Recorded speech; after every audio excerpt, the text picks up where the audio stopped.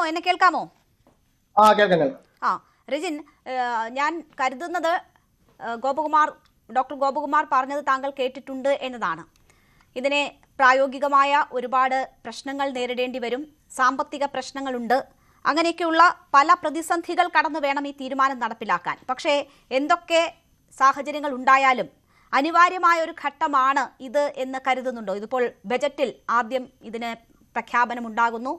ധനമന്ത്രി കൂടിയായ മുഖ്യമന്ത്രി തന്നെയാണ് ആ പ്രഖ്യാപനം നടത്തുന്നത്. ഇപ്പോൾ ഒന്നുകൂടി അക്കാര്യങ്ങളിൽ വ്യക്തത വരുത്തുകയാണ് മുഖ്യമന്ത്രി ചെയ്തിരിക്കുന്നത്. അപ്പോൾ ഇത് ഏറ്റവും അനിവാര്യമായ ഘട്ടം എന്നതാണോ കോൺഗ്രസ് വിലയിരുത്തുന്നത്?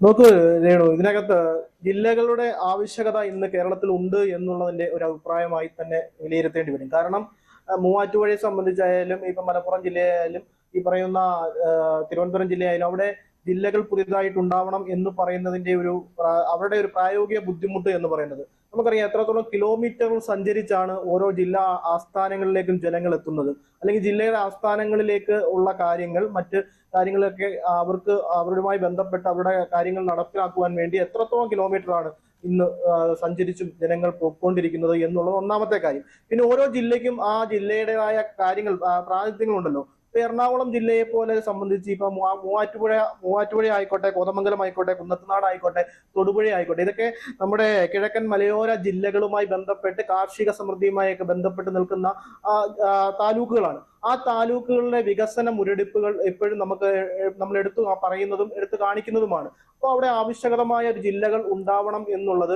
അവിടുത്തെ ജനങ്ങളെ സംബന്ധിച്ച് ഉള്ള വളരെ വലിയ കാലത്തെ ആഗ്രഹങ്ങളാണ്. അവരുമായി ബന്ധപ്പെട്ട് അവരുടെ ബുദ്ധിമുട്ടുകൾ പരിഹരിക്കണം എന്നുള്ളത് സർക്കാരിനെ സംബന്ധിച്ചും അതുമായി ബന്ധപ്പെട്ട് സർക്കാർ നോക്കുമ്പോൾ അത് സർക്കാരിന്റെ ആവശ്യകതയാണ് എന്നുള്ളതാണ്. അതാണ് ഇന്ന് മുഖ്യമന്ത്രി പറഞ്ഞിട്ടുള്ള ഈ ഡീലിമിനേഷൻ കമ്മീഷനെ വെച്ചുകൊണ്ട് തന്നെ ഇതുമായി ബന്ധപ്പെട്ട് പുതിയ താലൂക്കുകൾ രൂപീകരിക്കുന്നതുമായി ബന്ധപ്പെട്ട് പുതിയ ജില്ലകൾ രൂപീകരിക്കുന്നതുമായി ബന്ധപ്പെട്ട് മുന്നോട്ട് പോകും എന്നുള്ളത് ആണ് എന്റെ പ്രധാനപ്പെട്ട കാര്യം. എനിക്ക് ഗോപകുമാർ സാർ പറഞ്ഞത് മുഴുവനായി കേൾക്കാൻ പറ്റിയില്ലെങ്കിൽ പോലും ജനസംഖ്യ ഒരു പ്രധാന ഘടകമാണ് എങ്കിൽ പോലും നമുക്കറിയാം സിക്കിം പോലെയുള്ള സംസ്ഥാനങ്ങളിൽ നമുക്ക് 10 ലക്ഷം ആളുകൾ മാത്രം താമസിക്കുന്ന സംസ്ഥാനങ്ങളാണ്. അവിടെ ഏതാണ്ട് 6 ജില്ലകളോളം ഉണ്ട്. അതായത് ജില്ലകൾ എന്ന് പറയുമ്പം ജില്ലകളിലെ വികസനങ്ങൾ എത്തുന്നത്, അതായത് കേന്ദ്ര സ്കീമിൽ നിന്നുമൊക്കെയുള്ള വികസനങ്ങൾ എത്തുന്നത് ജില്ലാ കളക്ടർ അല്ലെങ്കിൽ ജില്ലാ ഭരണകൂടം വഴിയാണ് എന്നുള്ളത് നമുക്ക് എല്ലാവർക്കും അറിയാവുന്ന കാര്യമാണ്.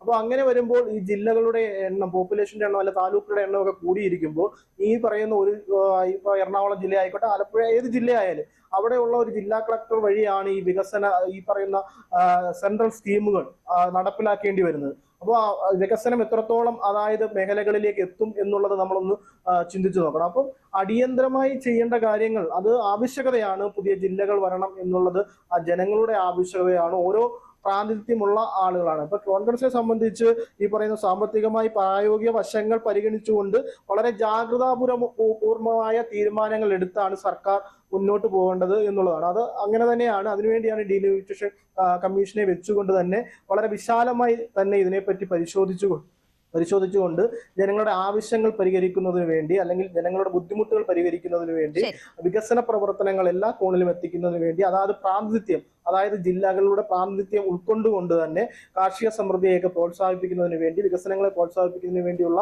ഒരു വലിയ ഉദ്യമം എന്നുള്ള രീതിയിലേക്കാണ് ഗവൺമെന്റ് ഇതിനെ നോക്കിക്കാണുന്നത്. അതുമായി ബന്ധപ്പെട്ടാണ് ഗവൺമെന്റ് മുന്നോട്ട് പോകാൻ ആഗ്രഹിക്കുന്നത്.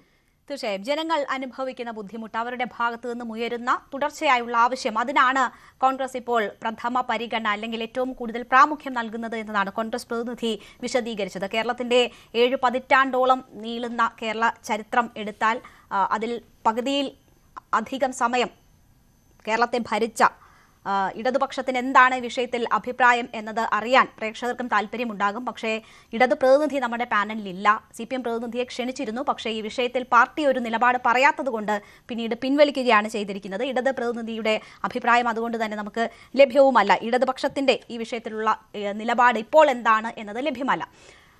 ഞാൻ അടുത്ത പ്രതിനിധിയിലേക്ക് പോവുകയാണ്. BJP പ്രതിനിധി. കൂടുതൽ വാർത്തകൾക്ക് News 18 Keralam YouTube channel subscribe ചെയ്യുക.